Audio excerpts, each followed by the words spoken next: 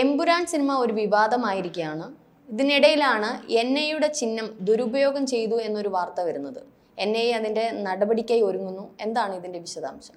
തീർച്ചയായിട്ടും NIA-യുടെ കൊച്ചി യൂണിറ്റാണ് ഈ നിയമ നടപടികളിലേക്ക് കടക്കുന്നു എന്ന ചില വിവരങ്ങൾ നമുക്ക് ലഭിക്കുന്നത്. ഈ എമ്പുരാൻ സിനിമ കഴിഞ്ഞ 4-5 ദിവസമായിട്ട് വലിയ വിവാദങ്ങൾ ഉണ്ടാക്കിക്കൊണ്ടിരിക്കുകയാണ്. നമുക്കറിയാം, അതുമായി ബന്ധപ്പെട്ട് അതിൽ നായകനായിട്ട് അഭിനയിച്ച മോഹൻലാൽ തൻ്റെ ഫേസ്ബുക്ക് പോസ്റ്റിലൂടെ ഖേദം പ്രകടിപ്പിച്ച് രംഗത്തെത്തി. ചില ദൃശ്യങ്ങൾ, മറ്റുള്ളവരെ വേദനിപ്പിക്കുന്ന ചില ദൃശ്യങ്ങളുണ്ട്, അതൊക്കെ ഒഴിവാക്കി റീസെൻസർ ചെയ്ത് പുറത്തിറങ്ങും, അല്ലെങ്കിൽ എഡിറ്റ് ചെയ്ത് ചിത്രം ഒന്നുകൂടെ പുറത്തിറക്കും. ഇന്നു മുതൽ ആ പുതിയ പ്രിൻ്റാണ് വരിക, പ്രദർശിപ്പിക്കുക എന്നൊക്കെയാണ് നമുക്ക് ലഭിക്കുന്ന വിവരങ്ങൾ. മോഹൻലാൽ ഫേസ്ബുക്ക് പോസ്റ്റിൽ അത് പങ്കുവെക്കുകയും ചെയ്തു. ഇപ്പോഴിതാ ഈ സിനിമ ആരംഭിച്ച് 2 മണിക്കൂറും 8 മിനിറ്റും 10 സെക്കൻഡും ഉള്ളപ്പോൾ ആണ് ഈ NIA-യുടെ ചിഹ്നം ദുരുപയോഗം ചെയ്യുന്ന ഒരു ദൃശ്യം അതിലുണ്ട് എന്ന് പറയുന്നത്. പൊതുവേ നമുക്കറിയാം, കേന്ദ്ര സർക്കാരുമായി ബന്ധപ്പെട്ട് ഇത്തരത്തിലുള്ള കാര്യങ്ങൾ സിനിമയിൽ ഉപയോഗിക്കുന്നതിന് ചില പരിമിതികളുണ്ട്. നമുക്ക് എല്ലാം അങ്ങനെ ഉപയോഗിക്കാൻ സാധിക്കില്ല. കോടതിയുടേതായാലും ശരി, നമ്മുടെ മറ്റ് സർക്കാരുമായി ബന്ധപ്പെട്ട വകുപ്പുകളുടെ ആണെങ്കിലും ശരി, അതൊക്കെ സിനിമയിൽ ഉപയോഗിക്കുന്നതിന് ചില പരിധികൾ നിശ്ചയിച്ചിട്ടുണ്ട്. ആ പരിധികൾ കടന്നു പോകാൻ പാടില്ല. അപ്പോൾ അത് കേരള പോലീസിൻ്റെ ആണെങ്കിലും ഒക്കെ അതെ. അത്തരത്തിൽ വരുന്ന ഒരു ദൃശ്യം ഒരു വാഹനത്തിൽ പതിപ്പിച്ചിരിക്കുന്ന ആ NIA-യുടെ ചിഹ്നത്തെക്കുറിച്ചാണ് ഇപ്പോൾ വിവാദം ഉയർന്നിരിക്കുന്നത്, പരാതി ഉയർന്നിരിക്കുന്നത്. അതിനെ സംബന്ധിച്ച് കൃത്യമായ ഒരു വിശദീകരണം ഇവർ നൽകേണ്ടി വരും. അപ്പോൾ ഞാൻ മനസ്സിലാക്കുന്നത്, NIA-യുമായി ബന്ധപ്പെട്ട് NIA-യുടെ പ്രോസിക്യൂട്ടർമാരുണ്ട്. അവർ ഇത് നിയമ നടപടികളിലേക്ക് നീങ്ങും എന്നാണ് അറിയുന്നത്. എന്തായാലും ഇതിൻ്റെ ഈ ഭാഗങ്ങൾ കട്ട് ചെയ്ത് നീക്കണം എന്നാവശ്യപ്പെട്ട്, അല്ലെങ്കിൽ അങ്ങനൊരു നിർദ്ദേശം അവർ മുന്നോട്ട് വെക്കാൻ സാധ്യതയുണ്ട്. അതുപോലെ തന്നെ ഇത് എന്തടിസ്ഥാനത്തിൽ ഉപയോഗിച്ചു, ഈ NIA പ്രതിസ്ഥാനത്ത് നിർത്തിക്കൊണ്ടുള്ള ഒരു കഥയാണ്, അല്ലെങ്കിൽ അങ്ങനെ ഒരു സിനിമയാണ് ഈ എമ്പുരാൻ എന്ന് പറയുന്നത്. അതുകൊണ്ട് തന്നെ അവർക്കത് വലിയ നാണക്കേടും അഭിമാനക്ഷതവും ഉണ്ടാക്കിയിട്ടുണ്ട്. അമേരിക്കയുടെ FBI പോലെയുള്ള ഇന്ത്യയിലെ ഒരു ഉന്നത കുറ്റാന്വേഷണ ഏജൻസിയാണ് NIA. നമുക്കറിയാം, മുംബൈ അറ്റാക്കിന് ശേഷമാണ് NIA രൂപീകരിക്കുന്നത്. NIA-ക്ക് വിശാലമായ അധികാരം നൽകിയിട്ടുണ്ട് അന്വേഷണത്തിൻ്റെ വിഷയത്തിൽ.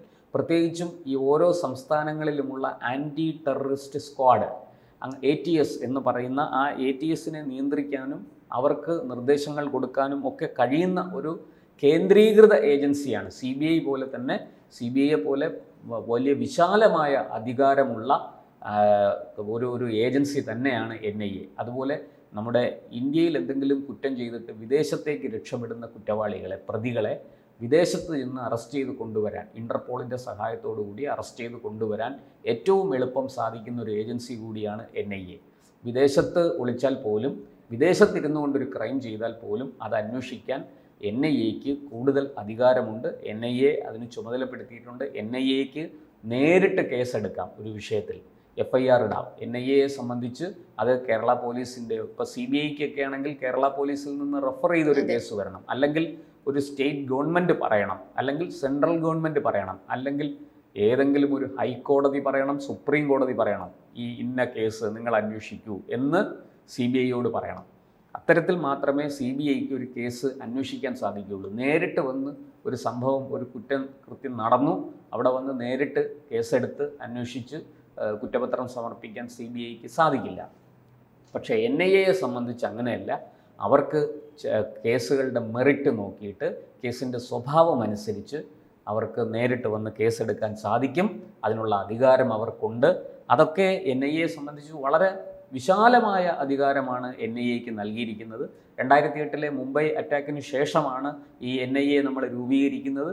അപ്പോൾ അത് രൂപീകരിക്കുന്ന അവസരത്തിൽ തന്നെ അതിനെക്കുറിച്ച്, അതിൻ്റെ എല്ലാ വശങ്ങളും ചിന്തിച്ചാണ് നമ്മുടെ രാജ്യത്തെ നിയമനിർമ്മാതാക്കൾ പാർലമെൻറ്റിൽ അതിൻ്റെ നിയമം കൊണ്ടുവന്നത്, ആ നിയമം അവതരിപ്പിച്ച് പാസ്സാക്കിയത് ഒക്കെ നമുക്ക് എല്ലാവർക്കും അറിയുന്ന കാര്യങ്ങളാണ് ഇതൊക്കെ.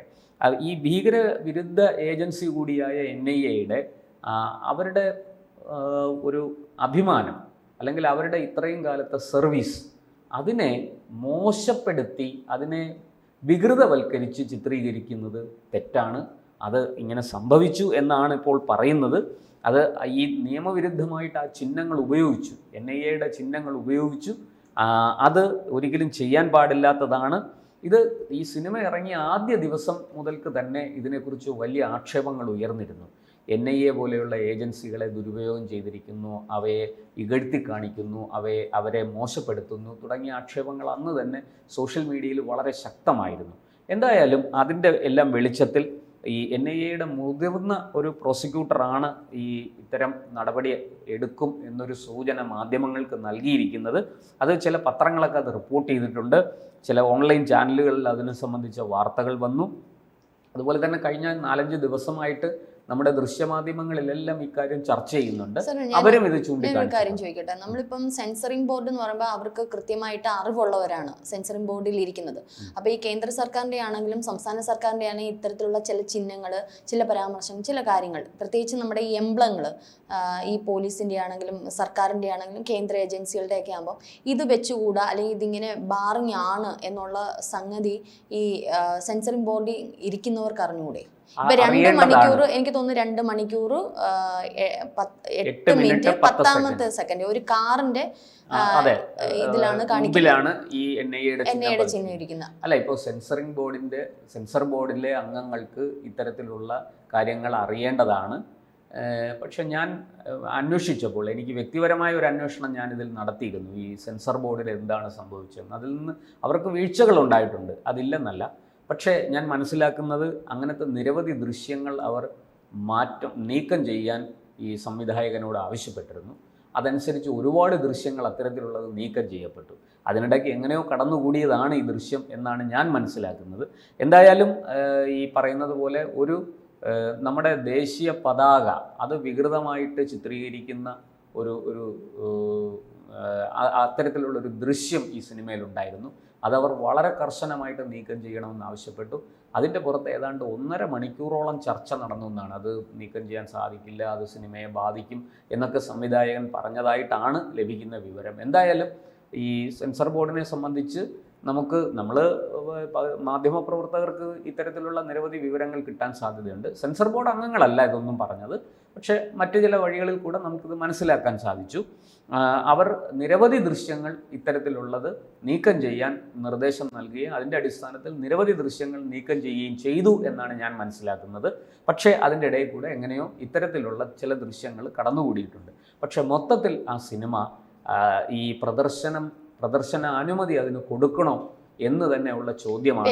ഇപ്പോൾ നിലവിൽ നിരവധി കേസുകൾ മുമ്പോട്ട് സുപ്രീം കോടതിയിൽ വരെ എത്താൻ സാധ്യതയുണ്ട്. കാരണം മുല്ലപ്പെരിയാർ വിഷയമാകട്ടെ, അതുപോലെ തന്നെ ഈ NIAയുടെ മതസ്പർദ്ധയുടെ കാര്യം, രാഷ്ട്രീയം, ഇത്തരത്തിലുള്ള നിരവധി കാര്യങ്ങൾ നമുക്ക് ഊഹിക്കുന്നതിലും അപ്പുറമുള്ള കാര്യങ്ങൾ.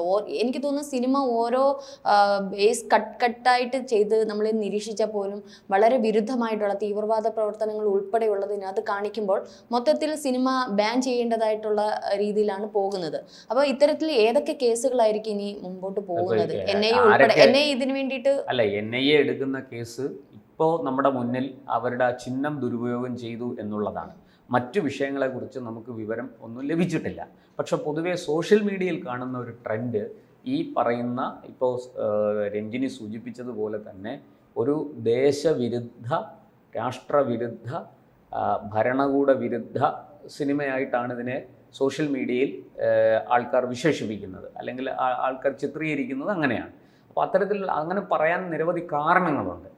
ഈ സിനിമയുടെ നായകനെ ട്രെയിൻ ചെയ്യുന്നത്, പരിശീലിപ്പിക്കുന്നത് ഒരു നിരോധിത ഭീകര സംഘടനയാണ്. നമുക്കറിയാം നമ്മുടെ ഈ അൽ-ഖ്വയ്ദ, ലഷ്കർ ഇ തോയ്ബ, ജെയ്ഷെ ഇ മുഹമ്മദ് തുടങ്ങിയ സംഘടനകളെ ഇന്ത്യ മാത്രമല്ല അമേരിക്ക അടക്കമുള്ള UN അടക്കമുള്ള ഏജൻസികൾ ഒക്കെ നിരോധിച്ചിരിക്കുകയാണ്. അവരുടെ പ്രവർത്തനം ഒരു തരത്തിലും ഈ ലഷ്കർ ഇ തോയ്ബ നിരോധിച്ചപ്പോഴാണ് ഹാഫിസ് സെയ്ദ്, ജെയ്ഷെ മുഹമ്മദ് എന്ന് പറയുന്ന സംഘടന തുടങ്ങുന്നതും അതിൻ്റെ നേതൃത്വത്തിലാണ് ഈ ഇന്ത്യയിൽ 2008 മുംബൈ അറ്റാക്ക് നടക്കുന്നത്. അപ്പോൾ ഇത് നമ്മൾ മനസ്സിലാക്കേണ്ടത്, ഒരു പേര് ഇത് നിരോധിച്ച ഉടനെ മറ്റൊരു പേരിൽ തുടങ്ങുന്നു, അവർ തന്നെയാണ്, ഒരു വ്യത്യാസവുമില്ല. അപ്പോൾ അത്തരത്തിലുള്ള ഈ അൽ-ഖ്വയ്ദ, ലഷ്കർ ഇ തോയ്ബ അല്ലെങ്കിൽ ജെയ്ഷെ മുഹമ്മദ് അവരെയൊക്കെ ന്യായീകരിക്കുകയും വെള്ളപൂശുകയും ചെയ്യുന്ന സിനിമകൾ വരുന്നത് അത്യന്തം തെറ്റാണ്, ഗൗരവമായ തെറ്റാണ്, ഒരു സംശയവുമില്ല. അതിനെതിരെ കൃത്യമായിട്ടും ദേശസ്നേഹികളുടെ നിലപാട് ഉയരും. അവർ അതിശക്തമായി വിമർശിക്കും, പ്രതിഷേധിക്കും, പ്രക്ഷോഭങ്ങൾ സംഘടിപ്പിക്കും. അതൊക്കെ രാജ്യസ്നേഹികളായ പൗരന്മാരുടെ ഉത്തരവാദിത്വം കൂടിയാണ്. മറുഭാഗത്ത് CPM-ഉം കോൺഗ്രസും ആവിഷ്കാര സ്വാതന്ത്ര്യം എന്ന് പറഞ്ഞ് ഇതിനെ പ്രൊമോട്ട് ചെയ്യുമ്പോൾ അവരെന്തുകൊണ്ട് ഇത് കാണുന്നില്ല? ആവിഷ്കാര സ്വാതന്ത്ര്യത്തിനൊക്കെ പരിധിയുണ്ട്. എൻ്റെ സ്വാതന്ത്ര്യം നിങ്ങളുടെ മൂക്കിൻ തുമ്പ് വരെ ഉള്ളൂ. എനിക്ക് നിങ്ങളുടെ മൂക്കിൽ ഇടിക്കാനുള്ള അവകാശവും സ്വാതന്ത്ര്യവും ഒന്നുമില്ല. അത് കുറ്റകൃത്യമാണ്. അത് നമ്മൾ മനസ്സിലാക്കണം. സ്വാതന്ത്ര്യത്തിന് പരിധിയുണ്ട്. പരിധിക്കുള്ളിൽ നിന്ന് പ്രവർത്തിക്കാനുള്ള സ്വാതന്ത്ര്യമേ ഉള്ളൂ. നമുക്ക് ഫ്രീഡം ഓഫ് സ്പീച്ച് ഉണ്ട്, ഈ പറയുന്ന എല്ലാം ഉണ്ട്. ഇതൊക്കെ കോൺഗ്രസിൻ്റെയൊക്കെ ഭരണകാലത്ത് എന്തായിരുന്നു? ഒരുപാട് അതിനെക്കുറിച്ച് വിശദീകരിച്ച് പറയാൻ ഒരുപാടുണ്ട്. അതൊക്കെ അവിടെ നിൽക്കട്ടെ, ഞാൻ അതിലേക്ക് ഇപ്പോൾ കടക്കുന്നില്ല. ഇപ്പോൾ കോൺഗ്രസ്സുകാരും CPM-കാരും ഒക്കെ ആവിഷ്കാര സ്വാതന്ത്ര്യവും പറഞ്ഞ് രംഗത്ത് വരുന്നവർ എന്തൊക്കെയാണ് തങ്ങളുടെ അധികാര പരിധിക്കുള്ളിൽ പ്രവർത്തിച്ചത് എന്ന് കൃത്യമായ തെളിവുകളും അതിൻ്റെ രേഖകളുമൊക്കെ ഇന്നും ലഭ്യമാണ്. ജനാധിപത്യ രീതിയിൽ തിരഞ്ഞെടുക്കപ്പെട്ട ഒരു സർക്കാരിനെ, ആദ്യത്തെ കേരള സർക്കാരിനെ പിരിച്ചുവിട്ട ജനാധിപത്യ വിരുദ്ധമായ നടപടി സ്വീകരിച്ച ആൾക്കാരാണ് കോൺഗ്രസ്സുകാർ കേന്ദ്രത്തിൽ അന്ന് ഭരിച്ചുകൊണ്ടിരുന്നപ്പോൾ. അപ്പോൾ അതുകൊണ്ട് അവർ ഈ ആവിഷ്കാര സ്വാതന്ത്ര്യത്തെക്കുറിച്ചൊക്കെ പറയുന്നത് കേൾക്കുമ്പോൾ, അല്ലെങ്കിൽ പ്രവർത്തന സ്വാതന്ത്ര്യത്തെക്കുറിച്ചൊക്കെ പറയുന്നത് കേൾക്കുമ്പോൾ, ജനാധിപത്യത്തെക്കുറിച്ചൊക്കെ പറയുന്നത് കേൾക്കുമ്പോൾ സത്യത്തിൽ എന്നെ പോലുള്ളവർക്ക് ചിരിയാണ് വരുന്നത്. അതവിടെ നിൽക്കട്ടെ.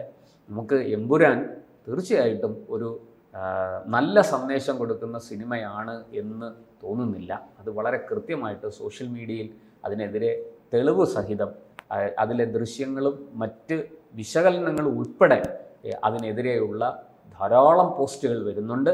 അതൊന്നും എളുപ്പത്തിൽ നിഷേധിക്കാൻ കഴിയുന്നതല്ല. അത് കാഴ്ചക്കാരൻ്റെ കാഴ്ചപ്പാടിൻ്റെ പ്രശ്നമാണെന്ന് തള്ളിക്കളയാൻ പറ്റുന്നതല്ല. മറിച്ച് അതിൻ്റെ സംവിധായകനും നിർമ്മാതാവും ഒക്കെ അടക്കമുള്ളവർ, അതിൽ അഭിനയിച്ചവർ തീർച്ചയായിട്ടും അതിൻ്റെ ഉത്തരം പറഞ്ഞേ തീരുള്ളൂ. ഇപ്പോൾ എന്തായാലും NIA എടുത്തിരിക്കുന്ന കേസ് ഗൗരവമുള്ളത് തന്നെയാണ്. അവരുടെ ചിഹ്നം ദുരുപയോഗം ചെയ്തു എന്നുള്ളതാണ് കുറ്റം. അത് മുന്നോട്ട് എത്ര അവർ നടപടികളുമായിട്ട് മുന്നോട്ട് പോകും, എന്തൊക്കെയാണെന്നുള്ളത് വരും സമയങ്ങളിലേ നമുക്കറിയാൻ സാധിക്കുകയുള്ളൂ.